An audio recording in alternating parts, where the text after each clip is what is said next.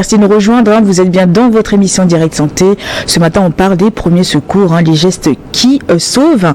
On est là autour de ce plateau pour parler un petit peu des accidentés de la route. Quand vous arrivez sur un lieu d'accident, qu'est-ce qu'il faut faire? Sachez que quand vous arrivez sur un lieu d'accident, si vous n'avez pas donc la formation nécessaire pour venir en aide à une victime de la route, ne faites pas ce qu'il faut, ne compliquez pas la chose. Déjà, sécurisez le périmètre et appelez au moins les secours pour pouvoir aussi leur dire ce qui s'est passé et les faire intervenir assez rapidement. Tout à l'heure, messieurs, on parlait de port de casque, justement, le conducteur de moto qui était sur la vidéo avait mal porté son casque. Du coup, quand il a eu l'accident, le casque était un peu plus éloigné que lui et du coup, il a eu une fracture à la tête. Donc le port de casque aussi, c'est très important. C'est pas pour faire joli, mais c'est aussi pour vous, pour votre santé, surtout votre vie. Donc quand vous portez les casques, attachez correctement les casques. Attachez correctement. C'est pas pour faire joli, juste pour montrer aux policiers que ça y est, on laisse sur tête. Non, mais c'est aussi pour vous protéger. Donc, est-ce que, monsieur Julien Abalo, est-ce que quand on arrive sur un lieu d'accident comme ça, on peut s'approcher de la victime? Est-ce qu'on peut l'aider, on peut soulever? Est-ce qu'on a droit de faire ces gestes-là? Comme la loi le prévoit, je dirais non. Parce que l'individu, ou bien le passager autour, ou bien en cours de route, ne connaissant pas les signes ou bien comment sécuriser un lieu d'accident, n'est pas obligé et ne doit même pas approcher un accidenté ou bien une victime d'accident. La meilleure des choses à faire, c'est au moins de sécuriser le lieu d'accident. Ouais. C'est-à-dire créer une zone d'ombre autour de la personne, éviter les attroupements. Et la première des choses, arriver sur un lieu d'accident, c'est de mettre une barrière pour que les autres usagers puissent constater qu'il y a un danger devant et ensuite appeler les secours. Ça y est, les sapeurs-pompiers ou bien les ambulances. Les ambulances médicalisées dans notre pays. Mais justement, médicalisées, on le dit souvent, on l'a souvent dit dans cette émission. Quelle est la différence entre une ambulance médicalisée et non médicalisée? Ah oui, merci beaucoup pour la question. Il y a deux types d'ambulances. Par exemple, au niveau de Secours Abalo. On a une vidéo, je crois. La régie, s'il vous plaît, vous pouvez nous montrer en même temps. Ok, merci beaucoup. Il y a l'ambulance simple qui est composée de lits, de plancards et au moins d'oxygène. C'est-à-dire, c'est très nécessaire d'avoir dans une ambulance simple la moindre des choses, l'oxygène. Parce que en cours d'évacuation, tout peut arriver. Tout peut arriver. Nous déployons nos ambulances par rapport à l'appel reçu. S'il faut envoyer l'ambulance simple ou bien l'ambulance médicalisée. Maintenant, si nous revenons sur l'ambulance médicalisée, quand on dit ambulance médicalisée, on peut décrire ça sous forme de clinique mobile. C'est-à-dire, il y a un peu de tout dans l'ambulance médicalisée. On y trouve le lit, on y trouve l'oxygène, on y trouve le collier cervical que l'urgentiste vient de mettre au cours de l'accidenté. On y trouve l'électrocardiogramme, on y trouve tensiomètre, on y trouve des produits nécessaires pour pouvoir, par exemple, calmer, c'est-à-dire les infusions, les perfusions, les médicaments qu'il faut mettre dans les perfusions pour calmer au moins la douleur ou bien stopper l'hémorragie avant d'arriver au centre de santé le plus proche. Donc là, au moins, on sait que quand selon les cas, donc vous envoyez l'ambulance qu'il faut pour pouvoir aussi aider la victime. C'est ça.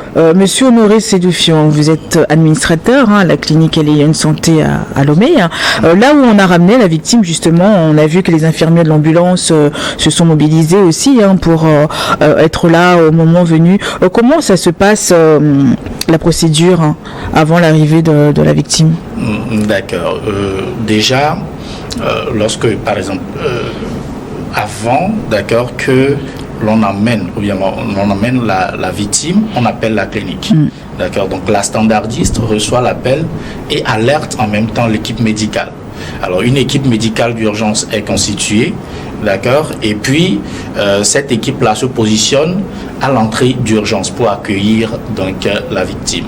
Et quel type de dispositif vous mettez en place pour recevoir la personne? Alors, lorsque l'urgentiste ou bien l'ambulancier appelle, il donne certaines informations par rapport au cas que l'on évacue à la clinique.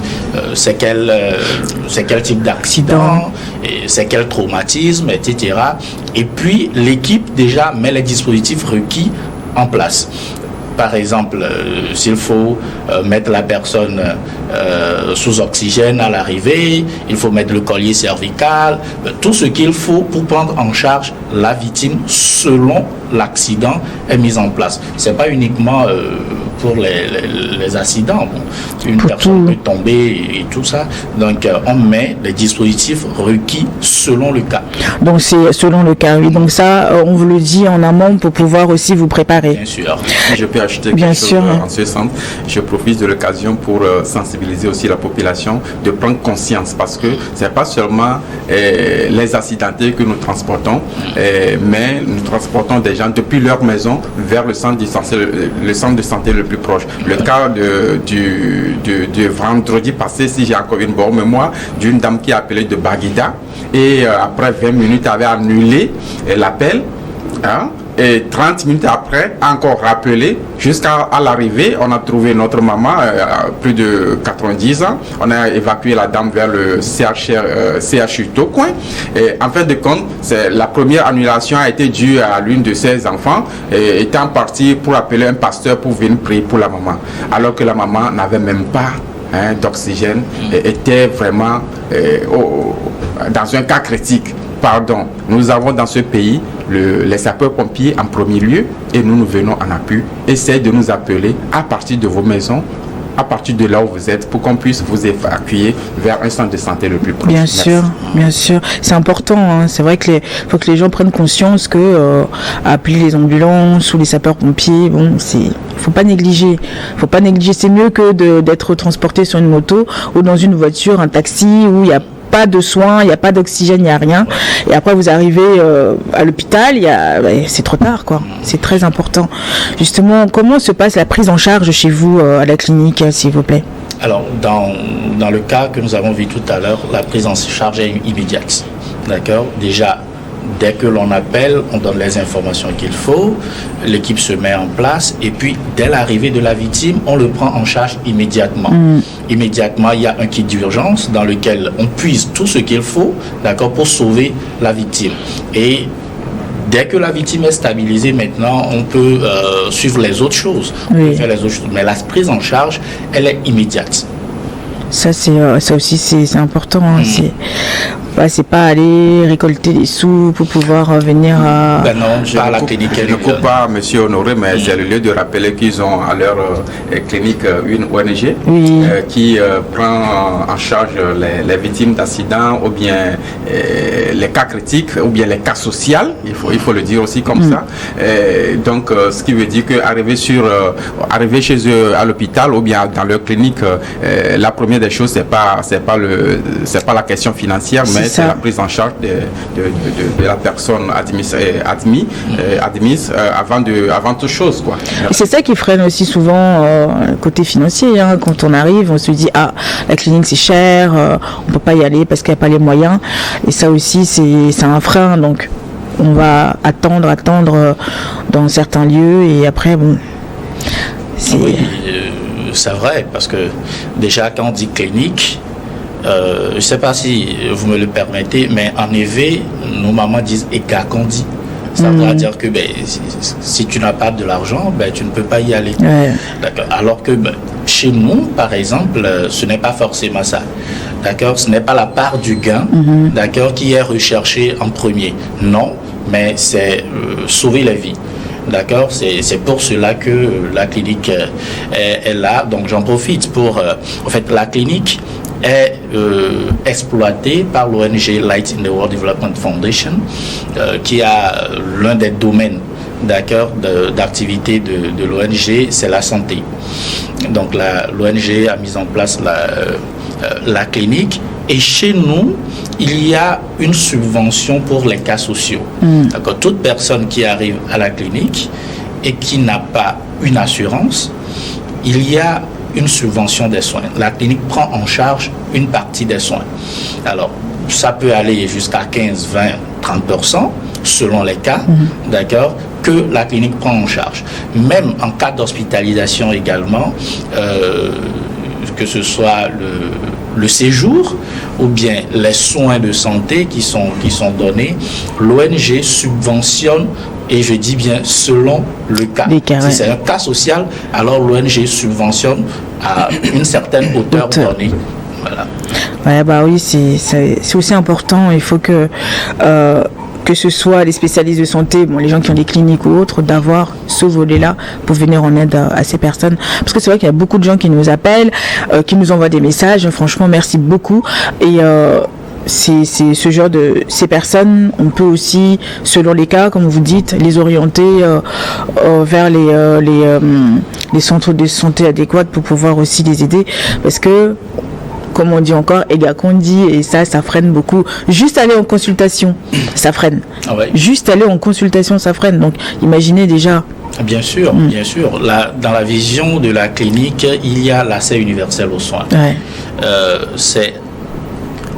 Il faudrait que toute personne, d'accord, c'est un besoin fondamental. Exactement. Je crois que c'est l'ordre de, je sais pas si c'est le 1er janvier 2024 ou 2023, par un de vos confrères, c'est sur New World TV, il a eu à le dire.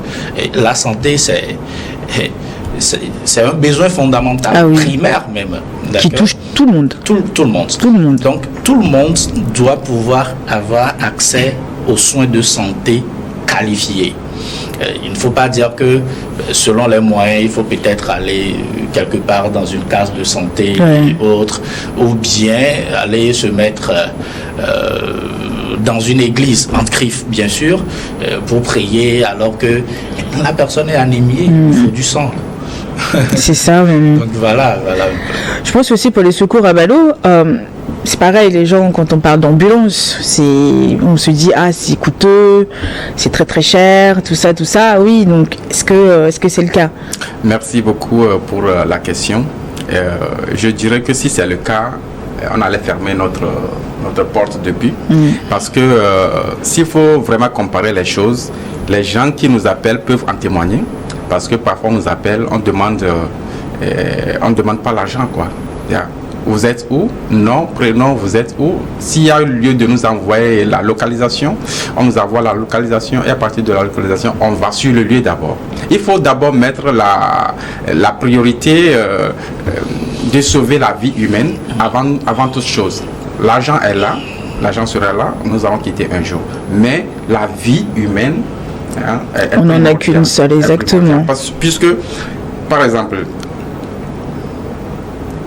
ça peut m'arriver aussi. Je ne sais pas là où je serai demain. Qui va venir me sauver? Donc, pour nous, à Secours à Balo, la première des choses, c'est de nous appeler. Et nous venons pour intervenir. Et après, on peut parler d'argent. On transporte même les gens jusqu'à 5 000 francs CFA. C'est pas normal pour une entreprise. Bien privée. sûr. Mais bon, il faut aussi être aux côtés de la population. Il faut être aux côtés de la population. Donc, comment, messieurs, sensibiliser cette population, surtout, comme on a vu là dans cette vidéo, dans ce type de cas, on a parlé de port de casque, mais il n'y a pas que ça. Mais comment sensibiliser cette population? Comment ensemble sensibiliser cette population, messieurs? Je donne la parole à monsieur Honoré, allez-y. Après, par rapport aux accidents de la route? En général. En général, d'abord, je commence par les accidents de la route. Il faut le permis de conduire. C'est la première des choses. D'accord? Et il faut obtenir le permis de conduire. On ne rentre pas dans un véhicule, et juste comme ça parce qu'on a appris à conduire. Non. Il faut un permis de conduire. Il faut respecter le code de la route. Les codes de la route doivent être respectés. D'accord? Il faut bien porter le casque. Il faut bien porter le casque lorsqu'on est à moto. Et aussi, pour aller dans un cadre général, bien sûr, lorsque l'on a des problèmes de santé, allons vers les centres de santé, le centre de santé le plus proche. Allons vers le centre de santé le plus proche. Et lorsque il y a dans certains cas, par exemple, comme M. Julien l'a dit tout à l'heure, la maman du 3e âge qui ne se portait pas bien, mais il faut l'évacuation sanitaire. L'évacuation sanitaire. Et là, j'en profite pour parler de l'évacuation dans une ambulance, parce qu'il est important. Dans les taxis, le taxi n'est pas équipé pour une évacuation. Il n'y a pas d'oxygène, il n'y a pas des équipements qu'il faut pour faire l'évacuation. Alors, il y a beaucoup de cas comme ça, des personnes qui décèdent dans les taxis. En cours de route. La dernière fois, il y a eu cette histoire vraiment émouvante d'une femme enceinte qu'on a transportée depuis Palimé pour le CHU. Et le monsieur conduisait à vive allure et vers Adidogomé, très proche déjà du CHU. Oui, il est déjà Lomé. Et puis il a fait un accident, un grave accident, où la dame est décédée sur le coup. Et lui-même. Et lui-même aussi, qui est décédé. Il faut vraiment... Appelons les services d'ambulance, les services dédiés à ce genre d'évacuation. Et chez nous également à la clinique, lorsque vous arrivez dans une ambulance, on sait quand même qu'il y a les premiers gestes, les gestes de premier secours qui sont déjà posés. Et ça facilite la prise en charge. Il y a certaines choses, ça facilite cela. Ça facilite cela. Donc, vraiment, c'est le lieu de sensibiliser toute la population à cette prise de conscience-là. Bien sûr, ce n'est pas dans notre habitude, c'est pas dans nos habitudes, mais c'est le lieu de nous inculquer ça. Il le faut. Nous puissions avoir ce réflexe-là, devant certains cas, appeler les services qu'il faut pour que l'évacuation se fasse dans les normes médicales requises. Monsieur Julien? Merci beaucoup pour la question. Moi, je dirais en premier lieu, mon message va à nos médecins. Puisque nos médecins aussi constituent sont de la population. Mon premier message va à nos grands frères, sœurs, médecins de ce pays, de ne pas tolérer que leurs malades puissent aller faire des scanners en taxi. Nous devons commencer par nous-mêmes avant d'aller vers les autres. Si nous-mêmes, en tant que responsables ou bien du corps médical, on n'arrive même pas à respecter ce qu'il faut pour nos patients, je ne sais pas ce que nos patients feront. Donc, mon message, premier message va à l'endroit des médecins. Ok. Deuxième message va vraiment à l'endroit de la population, de prendre conscience de la vie humaine. D'être conscient parce que l'homme ne vit qu'une seule fois. Quand on fait une erreur, on peut dire si je savais. Si on vit. Mais si on décède, on ne peut jamais dire si je savais. Alors, prenons conscience de notre vie quotidienne et à chaque moment, comme vient de le dire M. Honoré, s'il y a quelque chose, sécuriser le lieu, même si c'est à la maison, et essayer d'aller vers les sapeurs-pompiers ou bien les ambulances médicalisées dans ce pays. Dans ce pays. Pour ne pas oublier, pardon, c'est une suggestion, comme M. Honoré vient de le dire, tout le monde doit avoir le permis avant de conduire. Mais maintenant, c'est très important. De permis, essayons d'impliquer les premiers secours avant l'obtention du permis. Merci beaucoup, messieurs. Merci. On va remercier toutes les personnes qui ont participé à cette vidéo. Merci à toute l'équipe de secours à Balo, les deux infirmiers, monsieur Aruna Abdel, à Beauvon, à Blavi, monsieur Eden Miachi, qui est le secouriste, et monsieur Abaya Komivi, qui est directeur technique, et aussi à docteur Kotor et son équipe à la clinique Alilion Santé. Merci beaucoup à Fofo et Yves à la régie. Merci à Bonito pour cette vidéo. Merci à notre partenaire Voltic. Et un grand merci à vous tous qui nous suivez tous les jours dans cette émission Direct Santé. On se retrouve demain. Bye bye.